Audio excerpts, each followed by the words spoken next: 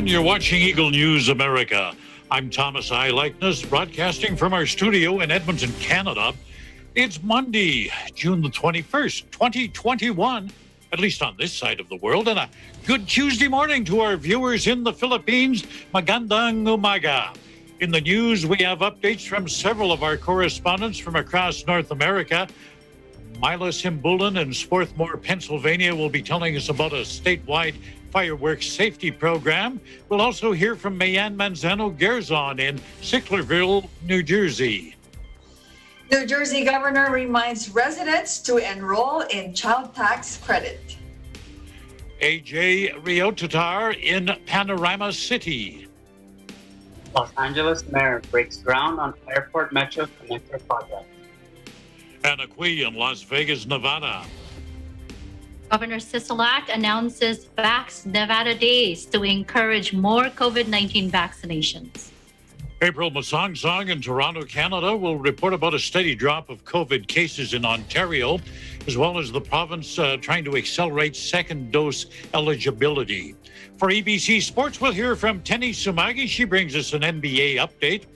And for EBC Food, Gia Ganuelis Roldan in San Antonio shares with us her recipe for winter melon milk tea with boba. And a round table tonight, how sunshine makes us happy. Our coverage begins now. Airlines are having trouble keeping up with increased travel demand. American Airlines canceled more than 100 flights over the weekend. More cancellations are expected next month. The problem? Not enough staff. As they emerge from the pandemic, airlines are facing a labor shortage. An American Airlines spokeswoman says the sudden increase in customer demand has been further complicated by bad weather in large hubs. Since June 11th, on some days, U.S. airports have accommodated more than 2 million people per day. And, that level has not been seen since March of 2020. As more people are vaccinated, demand for travel is on the rise. India recorded its highest ever daily vaccination count today. The country opened up free vaccines for all adults. Officials say today 7.8 million people rolled up their sleeves for a shot. That's in contrast to the average 3 million shots a day last week. The country's vaccination drive had significantly slowed down in recent months, and that was due to a shortage of inoculant as well as vaccine hesitancy. And as case numbers have dropped sharply, authorities again have relaxed many restrictions. That's sparking fears of another wave. So far, India has administered 280 million vaccines. Sounds like a lot, but that's only 4% of the adult population. The goal is to immunize the country's 1.1 billion, that's billion with a B, 1.1 billion adults by the end of the year. The Tokyo Olympics allowing some spectators. Fans will be capped at 10,000 per event, but not everyone's convinced this is a good idea. Many say the games should go ahead, but without fans. One office worker said the fewer spectators, the better. He says, not everyone makes a living from the games. Senior medical officials in Japan also saying having spectators is not a great idea. They fear the crowds of fans will fuel a new surge of infections. This comes at a time when the country is struggling to vaccinate its residents. But the Olympic Committee will continue to push ahead, regardless of how people feel. Let's look at today's COVID-19 numbers now. They're provided by the Coronavirus Resource Institute of Johns Hopkins University in Medicine.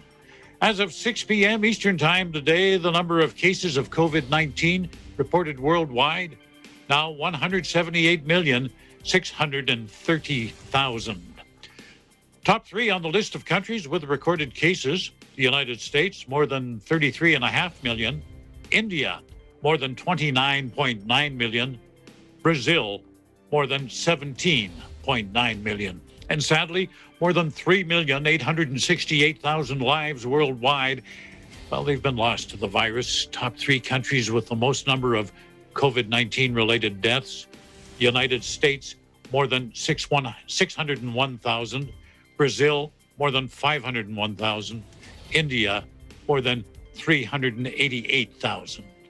The number of COVID vaccine doses administered worldwide, more than 2,239,000,000.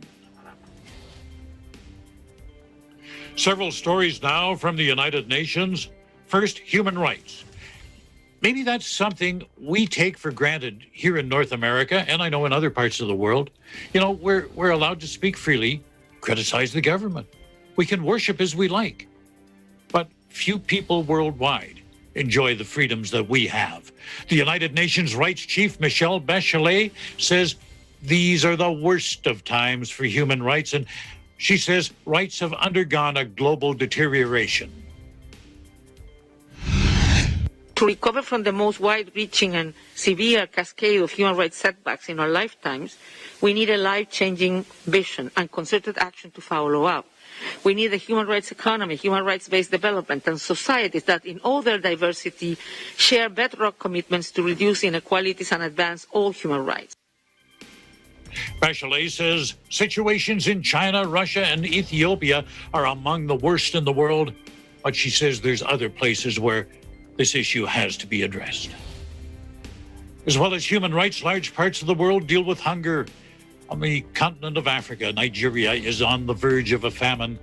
Edward Callan, the UN humanitarian coordinator for Nigeria, says 4.4 million Nigerians need assistance. We are here on a very somber mission in the sense that we are seeing Nigeria at a crossroad to critical food insecure situation and a looming catastrophic food insecurity that could eventually result in a famine if appropriate actions are not taken now. Callan says the country urgently needs $250 million to ease the situation. Well, what's happening in the Middle East, specifically with Palestinians and the Israelis? Well, not much, according to Yahya Sinwar. He's the head of the political wing of the Palestinian Hamas. Talks were held with the UN's Middle East peace envoy, Tor Wennesland. They're trying to strengthen the already fragile ceasefire between Israel and Gaza. Palestine's Sinwar says the talks went, and these are his words. He's describing the talks in these words, poorly and not positive at all. He says Israeli occupation of Gaza City prevents fishermen from being able to reach the sea to make a living. He says it also prevents Palestinians from receiving international grants. Sinwar says if progress isn't made, more pressure will have to be put on Israel. In Bordeaux, France, 2 buildings, mysteriously collapsed.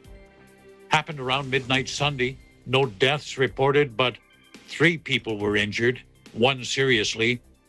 A rescue official says one of the buildings was unoccupied. The other had 9 residents. He adds they have no idea what caused the 3-story structures to collapse. Earthquake drills used to be a regular thing in Mexico City. Then came the pandemic. The drills were suspended as the country locked down. And now, for the first time in a year, local authorities held a drill to get people prepared in the event of an earthquake. An estimated 6 million people took part today. Mexico City holds the drills annually, although some companies in the city have their employees take part in a drill twice a year. The U.S. Navy is testing warships to see if they're ready for battle. Shock trials. That's right. Shock trials were used to see if the USS Gerald R. Ford aircraft carrier could withstand battle conditions. An 18-kiloton explosion. That explosion was set off about 100 miles off the Florida coast. The blast triggered a 3.9 magnitude earthquake.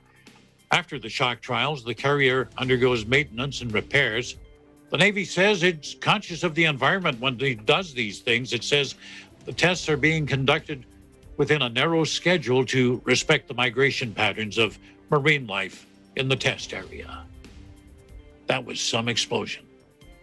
Up next, we have stories from Ontario, Canada, Pennsylvania, and New Jersey. Eagle News America continues.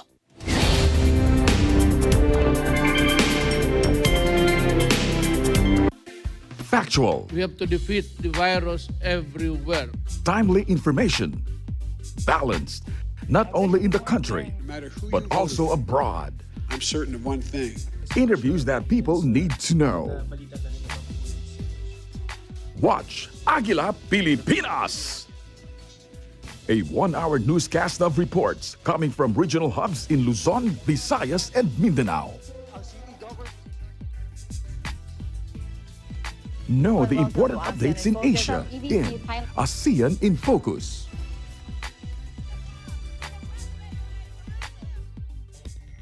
Track the latest stories in the provinces in Aguila Provincia.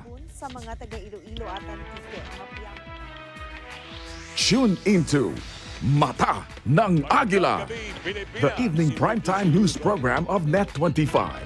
Balanced and objective, Mata ng Agila covers national and international issues, tackles news on business, health, science and technology, entertainment, sports and human interest features, and current events. And Eagle News International delivers the latest global reports, impartial, accessible, and up-to-date. It brings to fore EBC's rich international scope and access to valuable information streams. Well, thank you to thank our health outdoor Catch these programs on Net25. You can also watch our news programs through eaglenews.ph and Eagle News Facebook page and YouTube channel.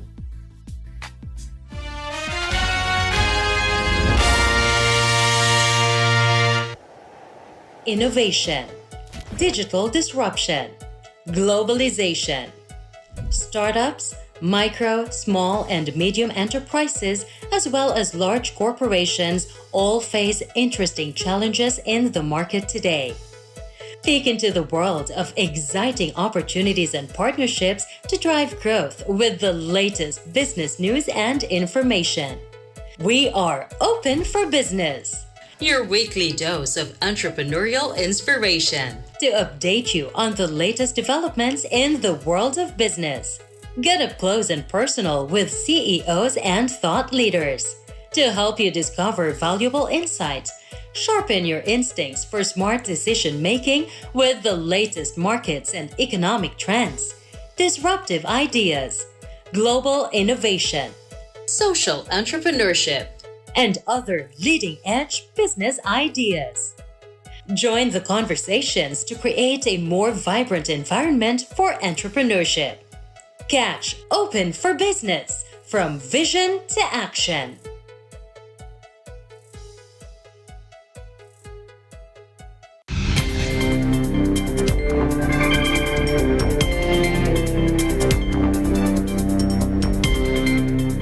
You're watching Eagle News America. I'm Thomas I. Likeness.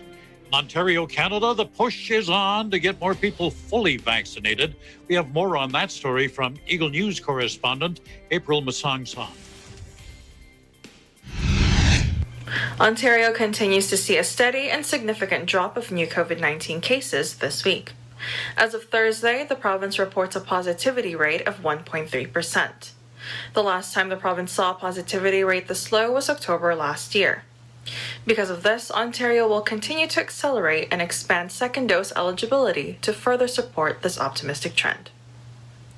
As of June 21st, Monday, Ontarians who receive their first dose of any mRNA vaccine on or before May 9th will be eligible to book or rebook their second dose appointment earlier than their previous assigned date. Starting June 23rd, Ontarians who receive their first dose of any mRNA vaccine on or before May 30th and who live in public health units considered as Delta hotspots will be eligible to book or rebook their second dose appointment. The public health units considered as Delta hotspots are the following: Durham, Halton, Hamilton, Peel, Porcupine, Simcoe Muskoka, Toronto, Waterloo, Wellington Dufferin Guelph, and York. Accelerating the second dose coverage will help minimize the risk of the spread of the Delta variant in the province. Starting the week of June 28th, all Ontarians aged 18 and over who receive their first dose of any mRNA vaccine will be eligible to book their second dose appointment, at least 28 days after they receive their first dose. Effective June 14th, those who receive the first dose of the AstraZeneca vaccine are eligible to receive a second dose of the AstraZeneca or an mRNA vaccine. Informed consent must be signed and provided. A mixed vaccine schedule has been confirmed safe and effective by the National Advisory Committee on Immunization. Solicitor General Sylvia Jones emphasizes the importance of speeding up second dose appointments. Take a listen. The large increase of Moderna vaccines and steady supply of Pfizer has enabled Ontario to speed up second dose appointments, target hotspot areas, and provide more options for people to become fully immunized. With every vaccine administered, we are making meaningful progress in our collective efforts to protect our loved ones and keep communities safe. As of Friday, June 18, Ontario reports 345 new COVID cases and 1 new death reported in the province, with about 12.1 million doses of vaccines administered. As of June 16, over 75% of adults in Ontario have received their first dose of the vaccine, and more than 18% are fully immunized. In Toronto, April Masongsong, Eagle News. We live in interesting times. Well, this is a timely campaign. You know, the 4th of July coming up, fireworks. I used to love the fireworks displays when I lived down in the United States. Eagle News correspondent Mila Simbulan tells us about a statewide fireworks safety summer campaign that's been launched by the state of Pennsylvania. Thanks for joining us this evening, Mila. Tell us more about that campaign. That's right, Thomas. As millions of Pennsylvanians prepare to celebrate Independence Day, State Fire Commissioner Bruce Trago joined local leaders in the Burn Prevention Network, or BPN, today in urging residents to take the necessary steps to protect both their loved ones and property. Here's Burn Prevention Network, or BPN, CEO Dan Dillard. Take a look. The Burn Prevention Network is proud to be officiating and launching Celebrate Safely Pennsylvania. And we do that for some very specific reasons. Let's take a look for a moment at the facts. Consumer fireworks sales nearly doubled in 2020 over 2019. We all know that they're going off in our neighborhoods more than ever before. Fireworks-related injuries increased from just under 10,000 in 2019 to over 15,000 last year. So injuries have gone up about 56% from the year before. Hands and fingers are the most commonly injured area of the body, constituting about 28% of all injuries. 44% of fireworks-related injuries involve burns. Unfortunately, here in this community, we have one of the top 10 regional burn centers in America at the Lehigh Valley Health Network. Males account for 2/3 of all fireworks-related injuries. Sorry, guys, this is statistical proof that females are smarter than us. 36% of victims of fireworks-related injuries were under the age of 15. And I want to tie that to the next fact, and that is that sparklers are the 3rd leading cause of fireworks injuries. The Consumer Product Safety Commission reported that in 2018, there were 5 non-professional fireworks-related deaths, and an estimated 9,100 patients were treated for fireworks injuries in hospital emergency rooms nationwide. Approximately half of the injuries reported were burns, with the head, eyes, face, or ears being the most frequently impacted part of the body. 36% of those injuries involved children under the age of 15.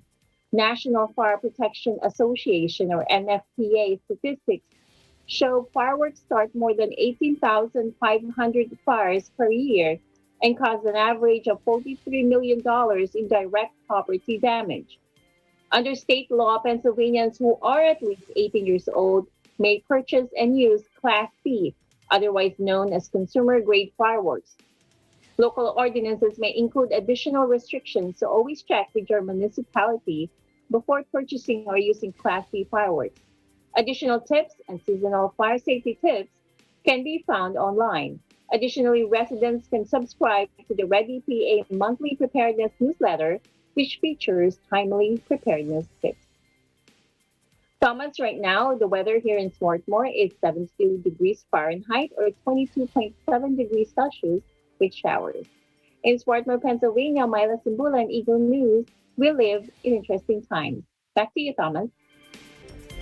Myla, I just love fireworks displays and things like that, but they're dangerous. You gotta respect them. You gotta respect them. Do you have any suggestions on how to stay safe, especially for those who, the do-it-yourselfer who wants to have a fireworks show in his backyard? Sure, Thomas. Yeah, actually, all the suggestions came from the State Fire Commissioner, Bruce Trago, and one of those suggestion is never allow children to play with fireworks. So really a no-no. Even sparklers, because it can burn at temperatures of at least 1,200 degrees. Also, another suggestion is only allow adults to light fireworks one at a time. Then you have to, quickly back away. And never point or throw fireworks at another person. Always keep a bucket of water or garden hose handy in case of a fire. Also is never pick up or try to relight fireworks that have not fully ignited. Yeah, I think we've done this. I've done this before. It's a no-no also. After the fireworks have burned, fully douse them with water before picking them up or disposing to prevent trash fires. So those are some of the suggestions that the state commissioner gave during the press conference. Thomas? Yeah, again, you just got to keep in mind they're dangerous. They're not toys. Are there any restrictions for using fireworks in Pennsylvania? Yes, here in Pennsylvania, they cannot be fireworks cannot be ignited or discharged on public or private property without the express permission of the property owner. They cannot be discharged from within a motor vehicle or a building. They also cannot be discharged toward a motor vehicle or building. And within 150 feet of an occupied structure, whether or not a person is actually present. One of the things that you cannot discharge fireworks is while the person is under the influence of alcohol or a controlled substance or another drug. To individuals who are still unable to follow or would like to provide feedback to the news. Those are the things that you should avoid, or those are the restrictions. All pretty much common sense suggestions, but I don't know how many times we've said on this show before that common sense ain't so common. Just a personal question here. For your 4th of July celebration, Myla, are you planning on using any fireworks? No, actually, our 4th of July, we're not used to using fireworks, but I even especially when I already have kids, I never had experience having fireworks here at home. What we usually do is we go to the park or we go outside and just watch the fireworks, because they're really, like you said, fireworks are really nice to look at, but yeah, you just have to stay away from it as much as possible. When you see the displays that the professional pyrotechnics guys put on, why would you even want to play around with do-it-yourself stuff in the backyard? Because they're just amazing. They're beautiful, and I love them, and I miss them. Actually, we didn't see any fireworks last year because of the pandemic, but I understand they're going to be back this year, at least in my part of the country, for Canada Day. But you guys are the best when it comes to fireworks displays with Independence Day celebrations in the U.S. Thanks for joining us, Myla, and stick around. We're going to be talking about sunshine a little bit later on in the program. Will do. Thanks, Thomas. New Jersey's governor reminding parents to get registered for the child tax credit. Joining us live now to tell us more, EBC's Mayan Manzano-Gerzon. Mayan, good evening. Good evening, Thomas. Governor Murphy, on his latest COVID briefing today, put out a reminder to all New Jerseyans to enroll to the expanded child tax credit, encouraging everyone to avail of the major tax relief. This expanded child tax credit will be distributed monthly starting in July this year, and if eligible, each child may receive up to $3,000 for those ages 6 to 17 and up to $3,600 for children below the age of 6. Take a look. First thing today, I'd like to put out a reminder about the expanded child tax credit available to many middle class and working families under the American Rescue Plan. This is major tax relief. For more information about the tax credit and to make sure you are enrolled to receive yours, please go to that website, childtaxcredit.gov. If you filed a federal tax return in 2019 or 2020 and already received your federal stimulus check, this expanded child tax credit will begin being distributed to you monthly starting in July. But if you did not file a federal return, you need to take action to make sure you get your tax relief. All working families with incomes of up to $150,000, or if it's a single parent household, $112,500, are eligible for the expanded child tax credit of up to $3,000 for each child ages 6 to 17 and $3,600 for children under the age of 6.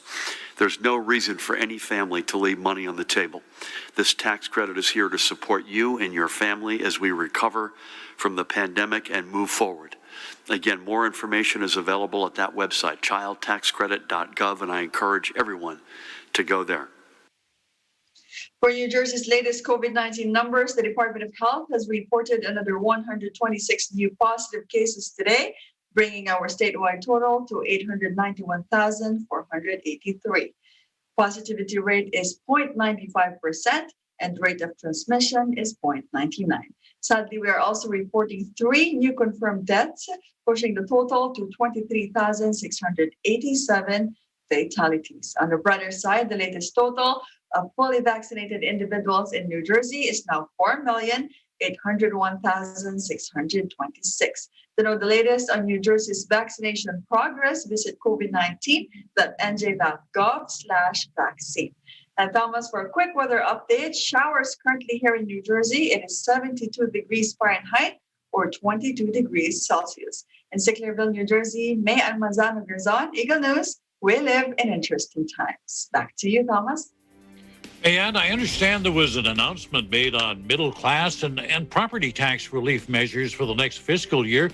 What all was discussed in that? That's right, Thomas.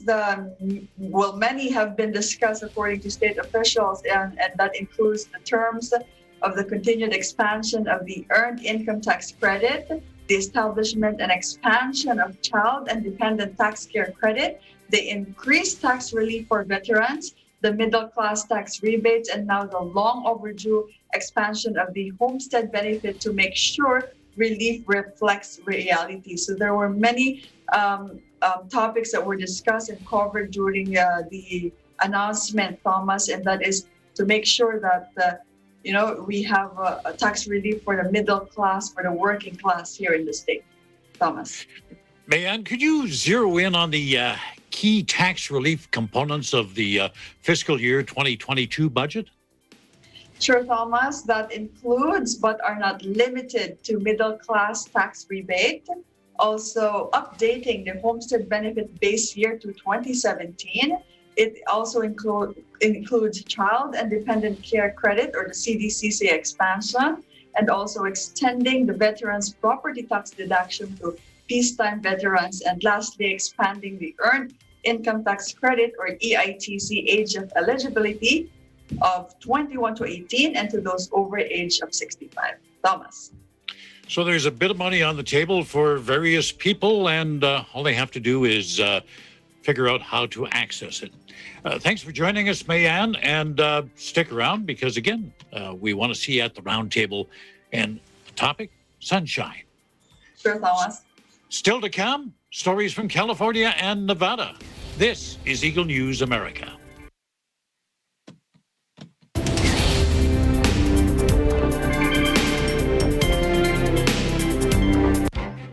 Events happen around us all the time, in our community, in our country, around the world.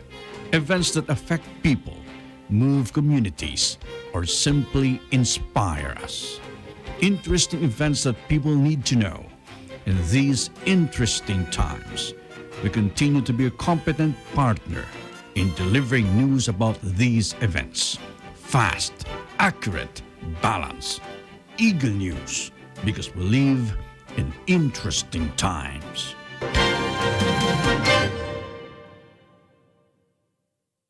Hey there, Arnie Aquino here at Hatley Castle, one of the filming locations for the X-Men series. Don't forget to tune in to Digital Nest only on Net 25.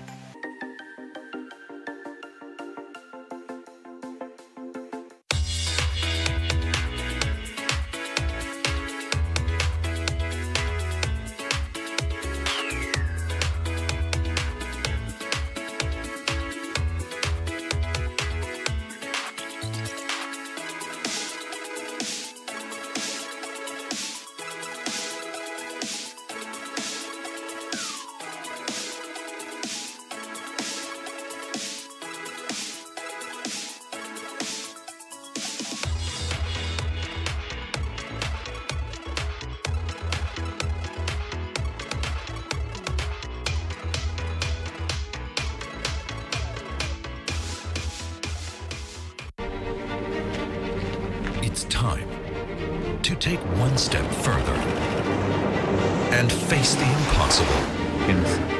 Time to search the unknown and fight for the truth. Time to overcome boundaries and connect the world. It's time for DW News. Malalayong lugar ang kanilang narating para maghanap buhay. Tulungan ang pamilyang iniwan sa sariling bayan. Yan ang ating mga overseas Filipino worker.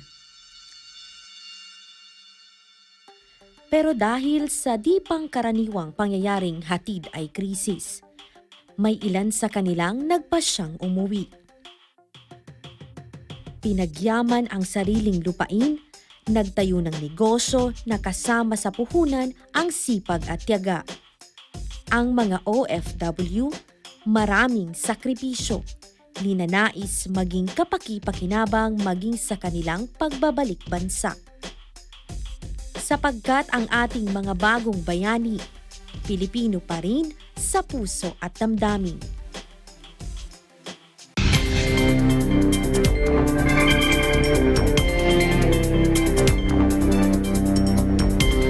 You're watching Eagle News America. I'm Thomas I. Likeness. Well, the push is on to get people fully immunized against COVID-19.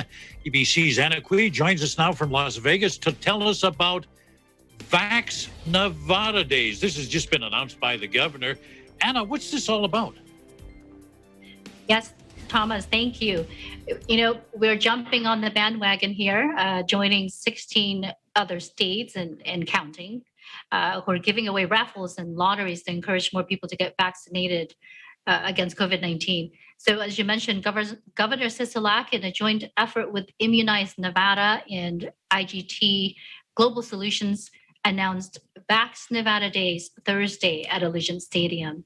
So it's a raffle that any Nevada resident who has received at least one dose of the COVID-19 vaccine can be eligible for. They're saying that a total of $5 million is up for grabs, including the grand prize of $1 million. So there's nearly 2,000 people will win a prize ranging from fishing licenses, and they're giving away over 1,000 of those, Thomas, I believe to be exact, on the official website. It's 1,250 of those. So I'm guessing it's hard to get fishing license here in Nevada. So those are up for grabs. Also, free state park passes. And then the cash prizes ranging from $1,000 to, as I mentioned already, $1 million for adults. Now, kids ages 12 to 17, they don't qualify for cash prizes, but they could win $5,000 to $50,000 in free college money. So that's good also.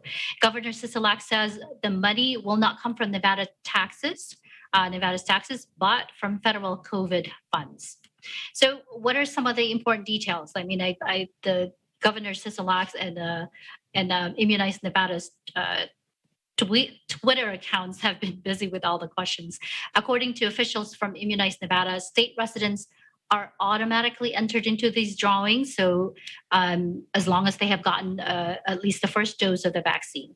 So no need to fill out any form to register. And then to be eligible for a prize, of course, one must be a Nevada resident, must be 18 years and older for cash prizes, or at least 12 to 17 years old with consent for the college savings plan and other non-cash prizes.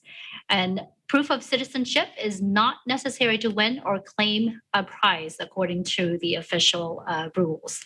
Now, winners will be announced weekly for 8 weeks, beginning on July 8, 2021. And the grand prize winner will be announced on August 26, 2021. And Thomas, here's an added incentive. A winner of a weekly drawing remains in that pool for any future drawings. So they're saying, the earlier you get vaccinated, for those who have, still not opted to do that, the more opportunities for them to win. Immunize Nevada will contact the winners, and they say, officials, they've taken the necessary steps to prevent any scams. But state officials say people should be aware of bad players because, as we know, people will take advantage. And give reminder, do not give any personal information like social security number or any bank account numbers, or to agree to pay any fees to claim their prize to anyone posing as employees of Immunize Nevada. Of course, it's important to mention who are not eligible for any of the prizes in the official rules: any officer or employee of the state immunization program, the governor's office, those who work for Immunize Nevada, those who holds U.S. Office of U.S. Senator or U.S. Representative in Congress for the state of Nevada, and any of their immediate relatives, and more. So for more details on official rules, visit vaxnevadadays.org. Now, I asked a couple of Las Vegas residents the reasons for not getting the vaccine yet and how they feel about this promotion. Let's listen. At this time, I just want to wait a little bit longer. It's not that I won't ever get the vaccine. It's just right now, I just want to wait till any side effects or things that may come down the pipeline have been worked out or taken care of before I get it or my children get it. I have family members that have got it before, and nobody really had any side effects or anything like that. But for me personally, I just want to wait a little bit longer.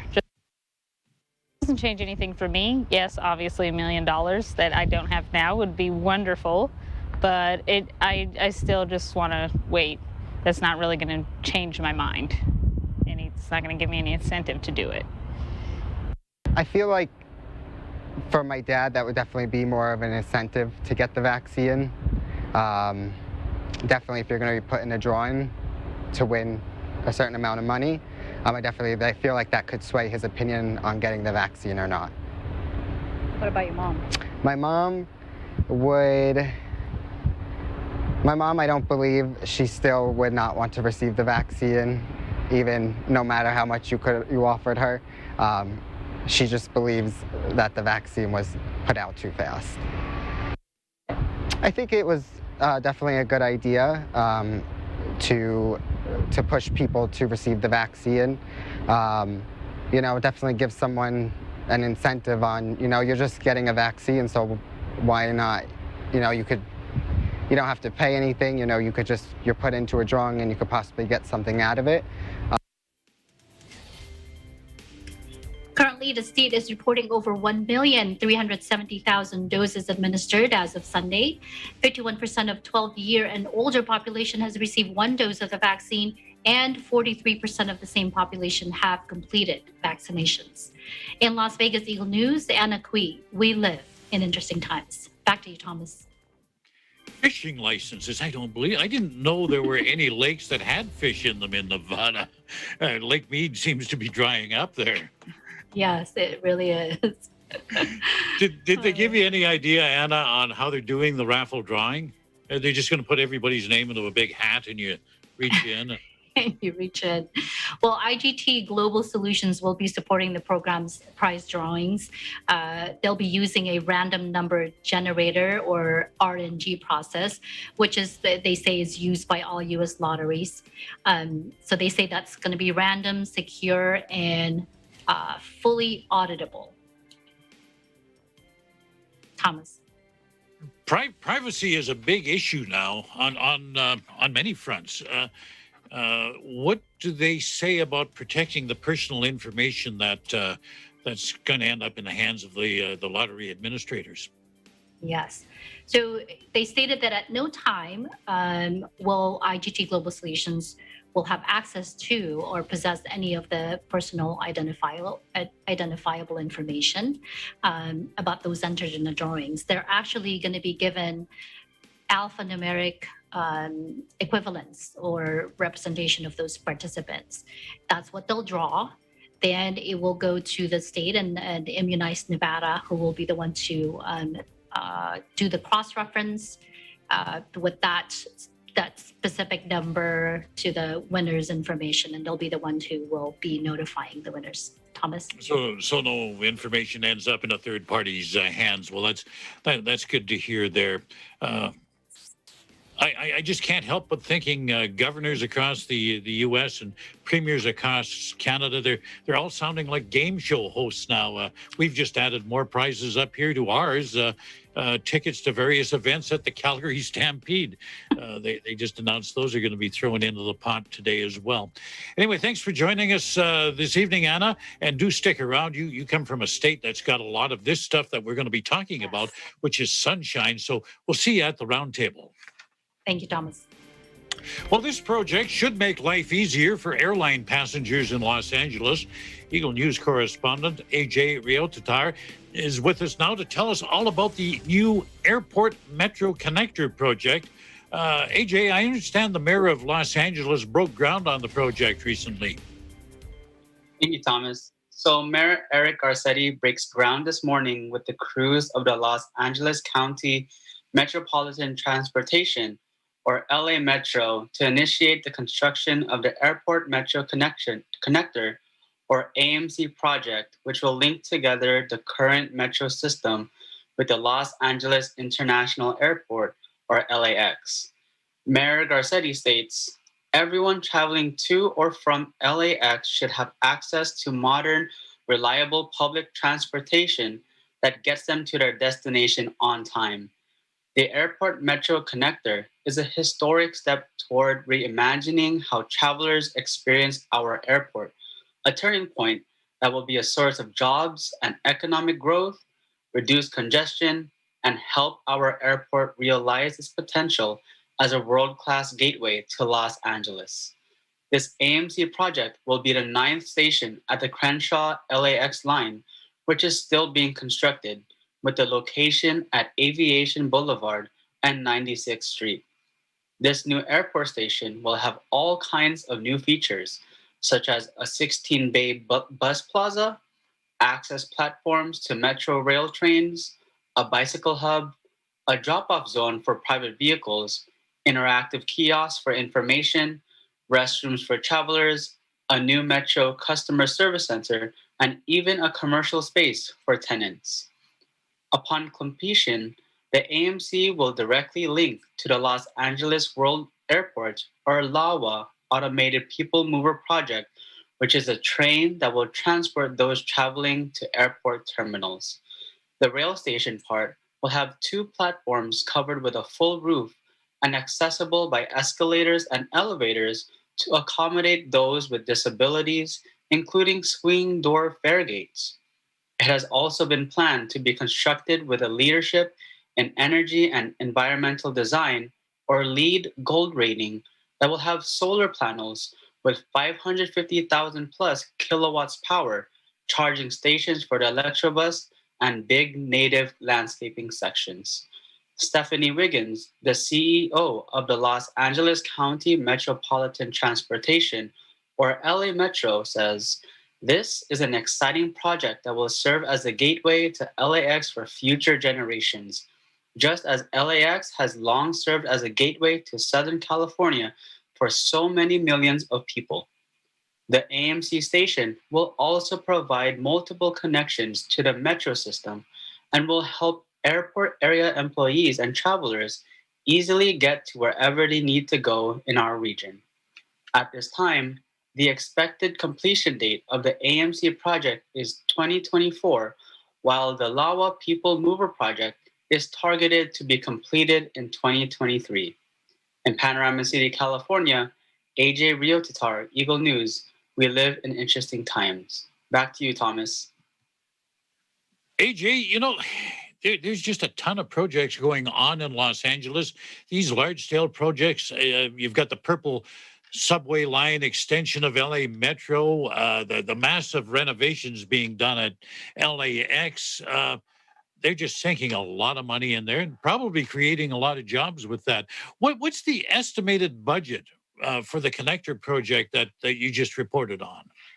So, Thomas, the Airport Metro Connector project is estimated at $898.6 million. It was initially approved by the Metro Board of Directors in June of 2014 and described to be the multi-modal transit gateway to the Los Angeles International Airport. So this AMC transit station was planned to be a new light rail station, providing a dependable, efficient, and convenient link for travelers to and from the regional bus and rail transit system and LAX. Angelinos would finally be able to travel to LAX through a train, which is actually what the city has been trying to do for the past 30 years. Thomas? AJ, thanks for joining us, and do stick around for the roundtable. Up next, we've got EBC Sports, EBC Food. That's getting me hungry. And of course, our roundtable, Sunshine makes us happy. You're watching Eagle News America.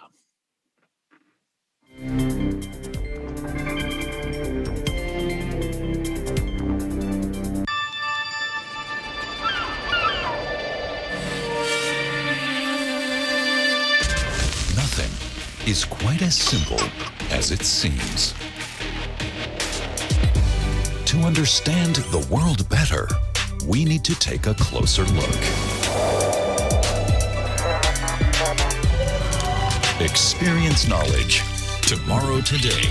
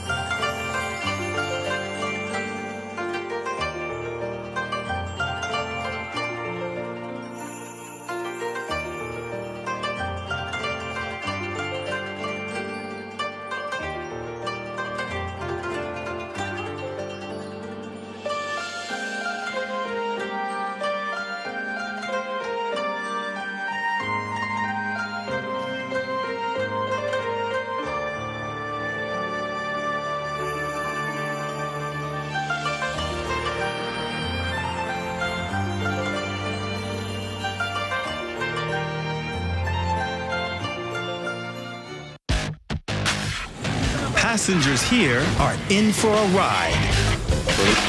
Taxi drivers here need nerves of steel, while passengers here can get an eyeful along the way. Rev Taxis accommodate passengers all over the world. The Driver, our series. Rev.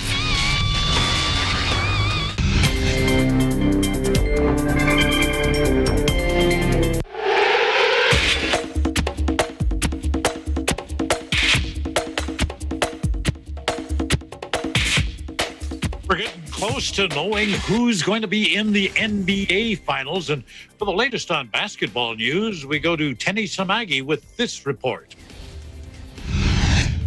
Saturday's Game 7 between the Milwaukee Bucks and the Brooklyn Nets was a classic playoff game for the ages. Two of the NBA's best power forwards, Giannis Antetokounmpo and Kevin Durant, delivered 40-plus point masterpieces. But it was the Greek Freak and the Bucks who outdueled KD and the Nets at the end.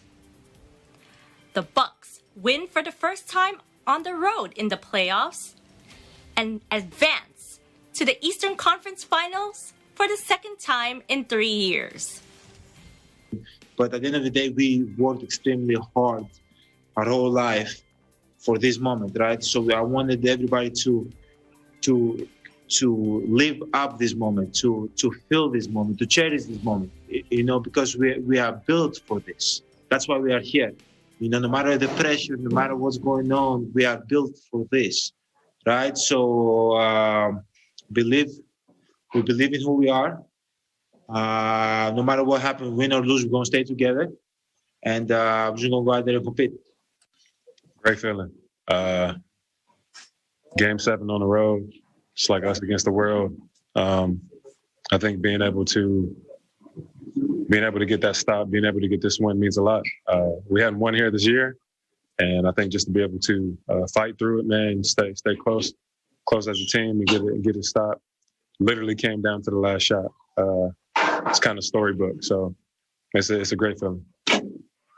I know to give credit to the Milwaukee Bucks. They're a great team who got a good chance to win a championship. The story should be about them and how well they played this series, how well they play all year. We got good looks there over time. We just didn't knock them down. But respect to the Milwaukee Bucks and how they prepare, how they challenged us all series and made adjustments all series. We got nothing but respect for this ball club. Trae Young's shooting was ice cold on Sunday, but the Atlanta Hawks offense depended on the hot shooting hand of Kevin Huerter. Huerter scored a career-high 27 points as the Hawks stunned the Sixers at Wells Fargo Arena, giving the Hawks their first Eastern Conference Finals appearance since 2006. The confidence is still there. The confidence is going to remain the same. We're happy we made it to the Eastern Conference Finals, but we're not satisfied. So it's great that we're here, but we still got some games to win. I think from watching film and from learning from stuff this whole year, it's my better games have been games where I got my mid-range game going and was aggressive, trying to get to that 15 feet, the 10-foot mark, and especially with a smaller defender guarding me tonight, and just trying to get to my spots and elevate and make shots. And we have guys banged up. Obviously, I think every team is banged up, so it's not an excuse. But I came into this game knowing I had to be aggressive. And luckily, your first 4 shots go down, you get that rhythm going for the rest of the game. I ain't shoot well from the line this series. Offensively, I wasn't there. I ain't doing enough for my teammates. But there's a lot. There's a lot of things I need to work on. Yeah, definitely. It's Game 7. We didn't get past this round, so obviously, it hurts. Lastly, the absence of Chris Paul did not deter the Phoenix Suns offense as Devin Booker notched his first triple-double in the Suns' Game 1 win over the Clippers. The win feels better. That's what I'm out there for the whole entire time. So, part of the triple-double is the assist, and that's, my teammates making them pay for, running and doubling and, seeing different types of defenses. The rebounds come from DA boxing out, when he has a Zubac or Boogie and me coming in and getting the rebound. So, it takes a whole collective team group to get what we got done tonight. And that's a wrap for this week's NBA news. In New York, Tenny Samagi, Eagle News, we live in interesting times.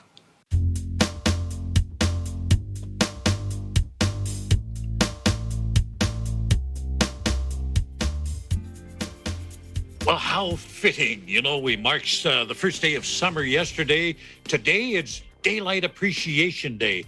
And the part of daylight, of course, I like is sunshine. But I want to find out from our team how sunlight improves their moods, what they look forward to in daytime. Let's begin in Nevada with Anna Cui. Yes, Thomas, I like the brightness. Our bed is right next to a window, and I purposely will leave our drapes open so that when the sun hits, in the morning, I like it. It puts me in a good mood. I feel like it gives me energy to face the day, Thomas.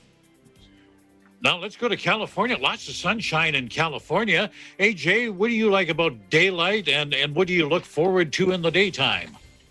Well, with the days getting longer in the summer, I definitely look forward to more time spending more time outdoors, doing hiking, going to the beach. Definitely more time to get things done. So that's what makes me happy about having more daylight in the summer. How about you, Mila?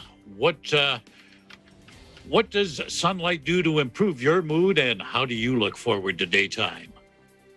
So Thomas, just like AJ, longer daylight, which means more time for me to do gardening, which means more time for me to clean my backyard or my front yard.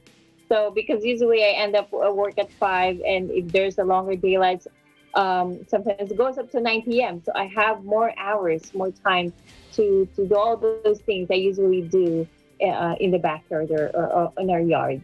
Thomas? You know what I like is sunshine first thing in the morning. There's nothing like being able to sit out on your patio or on your deck, if you got a deck attached to your house, and have your breakfast out there, or that second cup of coffee. Do any of you do that?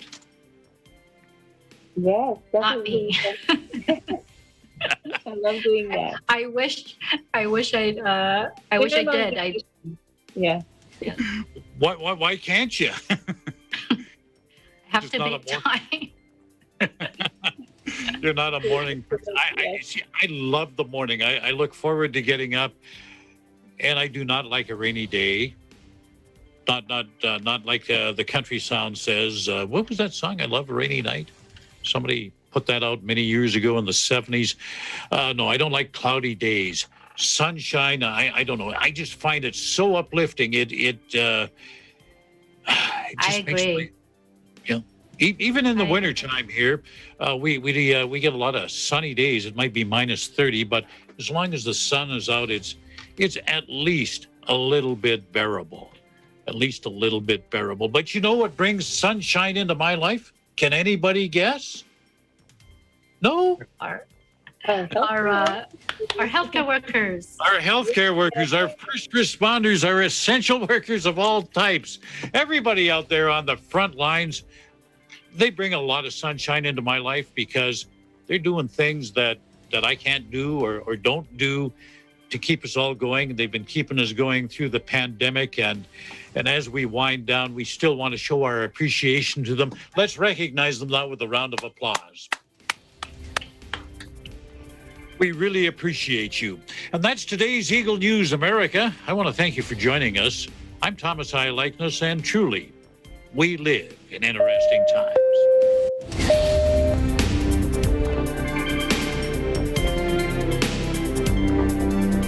Start up your weekday mornings with edutainment.